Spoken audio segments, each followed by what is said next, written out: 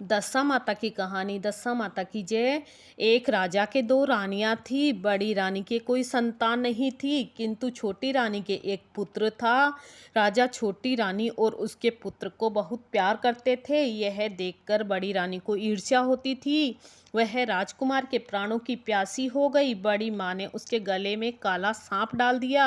वह लड़का दशा रानी का दिया हुआ था, तो दशा रानी की कृपा से लड़के के गले में पड़ा हुआ सांप अपने आप ही सरक कर भाग गया।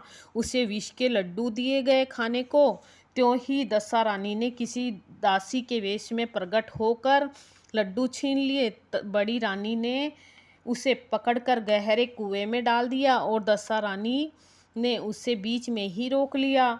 जब दोपहर का समय हुआ और कुंवर दिखाई नहीं दिया, तब राजा रानी को बड़ी चिंता हुई। जहाँ जहाँ लोग उसकी तलाश करने लगे, राजा रानी पुत्र शोक में रोने लगे। तब दशा माता एक भिखारिन के वेश में राजकुमार को एक वस्त्र में छिपाते हुए भिक्षा के लिए राजद्वार पर आई। तब सिपाहियों ने धुतकार कर कहा कि यहाँ तो राजा का राजकुमार खो गया है, तुझे भिक्षा की पड़ी है, चल हट यहाँ से। तब दशा माता बोली, भाइयों, पुण्य का प्रभाव बड़ा होता है। यदि मुझे भिक्षा मिल जाए तो संभव है कि खोया हुआ राजकुमार भी मिल जाए। यह कहकर वह देहरी के भीतर पैर रखने लगी। उसी समय दशा माता ने एक वस्त्र में से बालक का पैर उगाड़ दिया। सिपाहियों ने समझा कि अभी कुंवर इसके हाथ में है, इसे जाने दो और कुंवर को भीतर छोड़ आने दो। उधर से बाहर आने लगेगी तब पकड़ कर बिठा लेंगे। दशा माता कुंवर को लिए हुए भीतर चली गई। उसने राजकुमार को चौक में छोड़ दिया और वहां से वापस होकर चल दी, परंतु रानी ने उसे रोक लिया। उसने डांट कर कहा, तू कौन है? तूने 3 दिन से मेरे लड़के को छिपा कर क्यों रखा? तूने ऐसा क्यों किया? दशा माता उसी क्षण ठहर गई। उसने कहा कि रानी, मैं तुम्हारे पुत्र को चुराने छिपाने वाली नहीं हूँ, मैं ही तेरी आराध्य देवी दशा माता हूँ। मुझे तुझे सचेत करने आई हूँ कि तेरी सोत तुमसे ईर्ष्या करती है, वही तेरे पुत्र को मारना चाहती है। अपने पुत्र को कभी उसके पास नहीं जाने देना।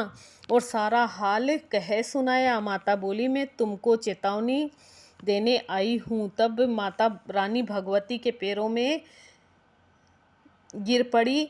उसने विनीत भाव से प्रार्थना की कि जैसे आपने मेरे पुत्र की रक्षा की, वैसे ही मेरे सुख सौभाग्य की रक्षा करना और मेरे यही आप सदैव रहिए।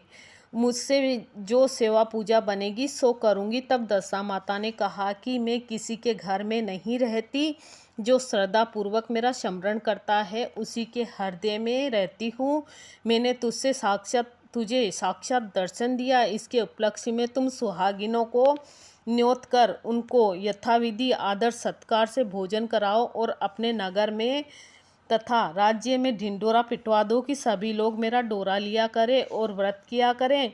यह कहकर दशा माता अंतर ध्यान हो गई। रानी ने शहर भर में सौभाग्यशाली स्त्रियों को निमंत्रण देकर बुलाया। उपटन से लेकर शिरोभूषण श्रृंगार तक उनकी यथाविधि सेवा शुश्रूषा करके गहने आदि देकर आंचल भरे और भोजन कराकर विदा किया। शहर और राज्य में भी ढिंडोरा पिटवा दिया कि अब सब लोग दशा माता की पूजा करें और डोरा लिया करें। दशा माता की कहानी। दशा माता की जय।